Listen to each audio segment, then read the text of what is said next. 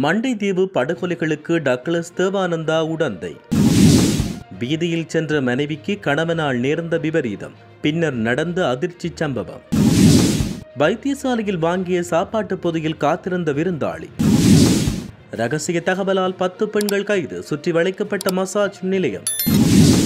ஜனாதிபதி அனுர முன்னிலையில் சாணக்கியன் எம்பி விடுத்துள்ள கோரிக்கை.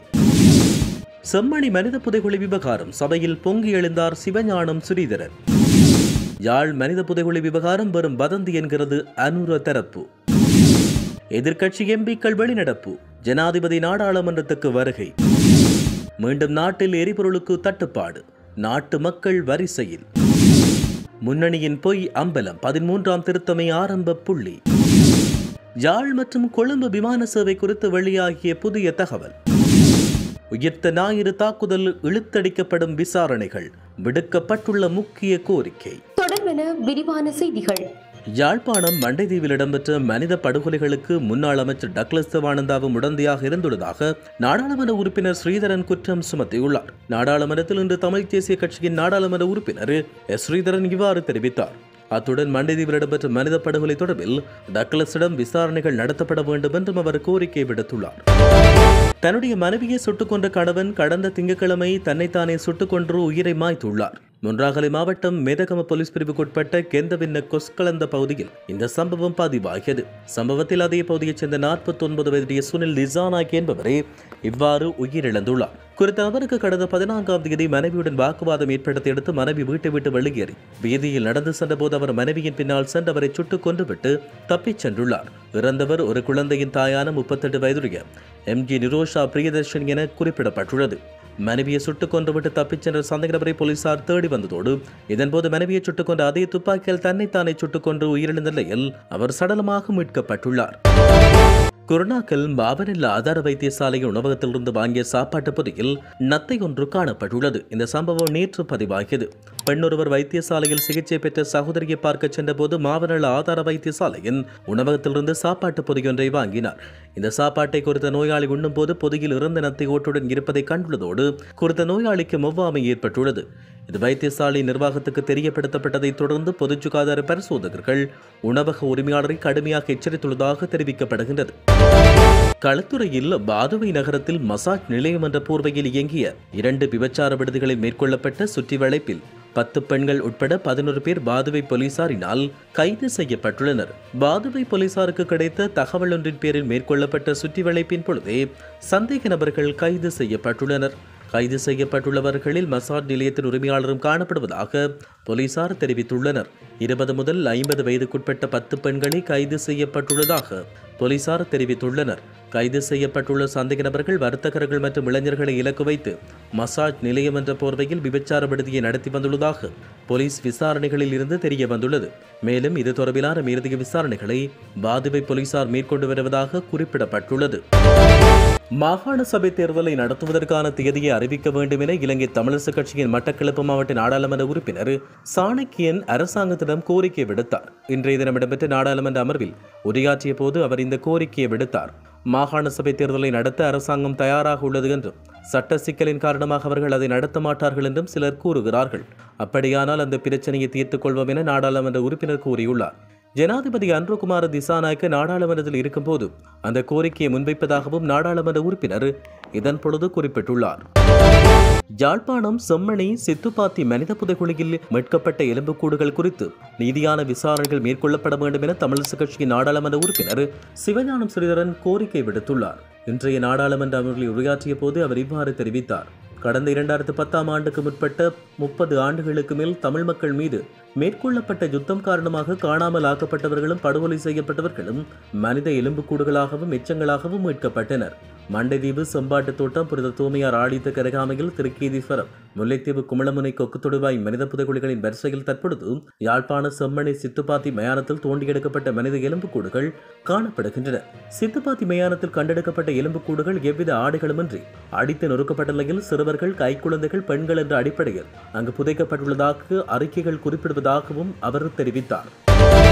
வடக்கில் உள்ள பல மனித புதைகுழிகள் குறித்து வெளியிடப்பட்ட தகவல்கள் வதந்திகளை அடிப்படையாக கொண்டவை என நீதியமைச்சர் கர்ஷன நாணயக்கார குறிப்பிட்டுள்ளார். நாடாளுமன்றில் இன்று உரையாற்றிய போதே அவர் மேற்கண்டவாறு கூறியுள்ளார். சரியான தகவல்களின்றி அரசாங்கம் மனித புதைகுழிகள் மீது நடவடிக்கை எடுக்க தயாராக இல்லை என நீதியமைச்சர் குறிப்பிட்டுள்ளார். மண்டைதீவில் உள்ள மனித புதைகுழிகள் குறித்து வெளியிடப்படும் தகவல்கள் வதந்திகளை மட்டும் அடிப்படையாக கொண்டவை என்றும் அமைச்சர் குறிப்பிட்டுள்ளார். இருப்பினும் திருக்கேதீஸ்வரத்திலிருந்து கண்டுபிடிக்கப்பட்டுள்ள மனித உடல் பாகங்கள் கார்பன் டேட்டிங் சோதனைகளுக்காக புளோரிடாவுக்கு அனுப்பப்பட உள்ளதாக அமைச்சர் குறிப்பிட்டுள்ளார். நாடாளுமன்ற நடவடிக்கைகளில் பங்கேற்ற ஜனாதிபதி அன்ருகுமார திசாநாயக்க நாடாளுமன்றத்துக்கு வருகை தந்த போது ஐக்கிய மக்கள் சக்தியின் நாடாளுமன்ற உறுப்பினர்கள் உட்பட பல எதிர்க்கட்சி உறுப்பினர்கள் நாடாளுமன்றத்திலிருந்து வெளிநடப்பு செய்தனர். ஈரான் இஸ்ரேல் மோதல் குறித்து விவாதிப்பதற்கு சபாநாயகர் இன்று நேரம் ஒதுக்க மறுத்ததை தொடர்ந்து இவ்வாறு வெளிநடப்பு செய்துள்ளதாக தெரிவிக்கப்படுகிறது. எதிர்க்கட்சியின் பிரதம கொறடா நாடாளுமன்ற உறுப்பினர் கயந்த கருணாதிலக்க இந்த விடயத்தை தெரிவித்தார். இன்றைய நாளுக்கான நாடாளுமன்ற நடவடிக்கைகள் சபாநாயகர் ஜகத் விக்ரம தலைமையில் ஆரம்பிக்கப்பட்டது. காலை 9:30க்கு ஆரம்பிக்கப்பட்ட நாடாளுமன்ற அமர்வுகள் மாலை 5:30 வரை நடைபெற்றமை குறிப்பிடத்தக்கது. எரிபொருள் பற்றாக்குறை குறித்த போலியான மற்றும் தவறான செய்திகளால் பொதுமக்கள் ஏமாற்றமடைய வேண்டாம் என அரசாங்கம் பொதுமக்களுக்கு வேண்டுகோள் விடுத்துள்ளது. குறித்த விடயத்தை எரிசக்தி அமைச்சு வெளியிட்டுள்ள அறிக்கையில் தெரிவித்துள்ளது. மத்திய கிழக்கில் நிலவும் போர்ச்சூழல் காரணமாக இலங்கையில் எரிபொருள் பற்றாக்குறை ஏற்படக்கூடும் என சமூக ஊடகங்களில் பரவும் தவறான செய்திகளை அவதானித்துள்ளதாக அமைச்சு வெளியிட்ட அறிக்கையில் தெரிவித்துள்ளது. அடுத்த 2 மாதங்களுக்கு தேவையான எரிபொருள் இருப்பு இலங்கை பெட்ரோலிய கூட்டுத்தாபனத்திடம் உள்ளதாகவும் முன்கூட்டியே ஓர்டர் செய்யப்பட்ட எரிபொருள் இருப்புகளை பெற தேவையான நடவடிக்கைகள் திட்டமிடப்பட்டுள்ளதாகவும் அமைச்சு உறுதிப்படுத்தியுள்ளது. எனவே பொதுமக்கள் போலி செய்திகளை நம்பி ஏமாற்றமடைய வேண்டாம் என எரிசக்தி அமைச்சு கேட்டுக் கொண்டுள்ளது. மத்திய கிழக்கில் ஏற்பட்டுள்ள மோதல் மற்றும் அதனால் ஏற்பட்ட நிலைமைகளுக்கு அச்சமாக யாழ்ப்பாண மாவட்டத்தில் உள்ள அனைத்து எரிபொருள் நிரப்பு நிலையங்களிலும் எரிபொருளுக்காக மக்கள் நீண்ட வரிசையில் காத்திருந்தனர்.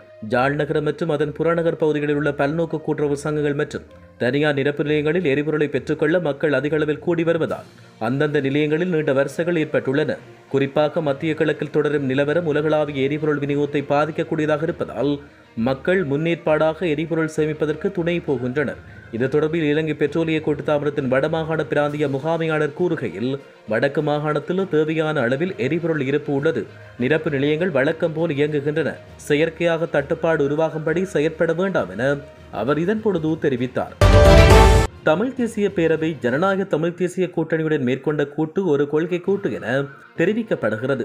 தமிழ் தேசிய அரசியலில் 13ஆம் திருத்தத்தை ஏற்றுக்கொண்டவர்கள் துரோகிகள் என இதுவரை காலமும் தமிழ் தேசிய மக்கள் முன்னணி குற்றம் சுமத்தி வந்தது. தற்பொழுது 13ஆம் திருத்தத்தை ஆரம்ப புள்ளியாக ஏற்று கொள்கை கூட்டுக்குள் வந்துள்ளதாக இஃபி-ஆர்எல்எம் கட்சியைச் சேர்ந்த சர்வேஸ்வரன் தெரிவித்துள்ளார். ஏற்கனவே தமிழ் தேசிய பேரவை ஜனநாயக தமிழ் தேசிய கூட்டணி ஆகிய கட்சிகளின் கூட்டு தொடர்பான ஒப்பந்தத்தில் 13ஆம் திருத்தத்தை நிராகரிக்கவில்லை என்பதும் மிகப்பெரிய விமர்சனமாகியது. அதனை தீர்வாக நாங்கள் ஏற்கவில்லை தானே என கூறி சமாளிக்க முற்பட்டார்கள். தற்போது 13ஆம் திருத்தத்தை தமிழ் தேசிய மக்கள் முன்னணி ஏற்றுக்கொண்டிருக்கிறார்கள் என்பது முன்னணியின் ஆதரவாளர்களுக்கு அதிருப்தி கொடுப்பதாக இருப்பதாக அவர் தெரிவித்துள்ளார். கொழும்பு யாழ்ப்பாணம் இடையே நேரடி உள்நாட்டு விமான சேவையை இயக்குவதற்கு அங்கீகாரம் அளிக்கும் விமான செயற்பாட்டு சான்றிதழ் வழங்கப்பட்டுள்ளதாக தகவல் ஒன்று வெளியாகியுள்ளது. குறித்த சான்றிதழை இலங்கை சிவில் விமான போக்குவரத்து ஆணையம் டேவிட் பீரிஸ் ஏர்லைன்ஸ் நிறுவனத்துக்கு நேற்று வழங்கியுள்ளது. அதற்கமைய கொழும்பில் உள்ள ரத்மலானி விமான நிலையத்துக்கும் யாழ்ப்பாண சர்வதேச விமான நிலையத்துக்கும் இடையில் நேரடி உள்நாட்டு விமான சேவைகள் ஆரம்பிக்கப்பட உள்ளன. இதற்காக செஸ்னா 280 விமானம் தயாரிக்கப்பட்டுள்ளதாகவும் இந்த விமான பயணத்துக்கு 1 மணி நேரம் 10 நிமிடங்கள் எடுக்கும் எனவும் குறிப்பிடப்பட்டுள்ளது. விமான பயணத்துக்காக இருவழி கட்டணமாக 68,000 ரூபாய் அறவிடப்படுவதோடு 7 கிலோகிராம் பயணிகள் பொதி அனுமதிக்கப்படும். அதேவேளை 11 பயணிகள் இந்த சேவையின் மூலம் பயணம் செய்ய முடியும் என அறிவிக்கப்பட்டுள்ளது. உயிர்த்த ஞாயிறு தாக்குதலுக்கு நீதி வழங்குவது தொடர்பில் அரசாங்கத்தின் நிலைப்பாடு மிகவும் மந்தகதியில் நடைபெறுவதாக கொழும்பு பேராயர் இல்லத்தின் ஊடக பேச்சாளர் அருத்தந்தை ஸ்ரீல் காமினி பெர்னாண்டோ தெரிவித்தார். உயிர்த்த ஞாயிறு தாக்குதல் தொடர்பில் திருப்திகரமான நடவடிக்கைகளை எடுத்தாலும் ஒட்டுமொத்த நடவடிக்கைகள் மிக மெதுவானவையாக காணப்படுவதாகவும் இது தொடர்பாக உன்னிப்பாக கவனம் செலுத்த வேண்டும் என்றும் கத்தோலிக்க திருச்சபை வேண்டுகோள் விடுத்துள்ளது. இது தொடர்பில் அருட்தந்தை ஸ்ரீல் காமினி பெர்னாண்டோ மேலும் தெரிவிக்கையில், புதிய விசாரணைகள் உட்பட தற்போதைய அரசாங்கம் முன்னெடுத்துள்ள நடவடிக்கைகள் திருப்தி அளிக்கிறது. கடந்த 6 வருடங்களாக எதுவும் இடம்பெறவில்லை. விசாரணைகள் முற்றாக நிறுத்தப்பட்டன. இந்த அரசாங்கம் ஆட்சிக்கு வந்ததும் அவர்கள் விசாரணைகளை ஆரம்பித்துள்ளனர். எனினும் ஒட்டுமொத்த செயற்பாடுகள் மிக மந்தகதியில் இடம்பெறுகிறது. மெதுவாக இடம்பெறுகிறது என்பதால் எதுவும் இடம்பெறவில்லை என்று அர்த்தமல்ல. எங்கு தவறு இடம்பெற்றுள்ளது என்பது குறித்து அரசாங்கம் கவனம் செலுத்த வேண்டும். சட்டம் அதிபர் திணைக்களம் வழங்கிய ஆதரவு திருப்திகரமானதாக இல்லை.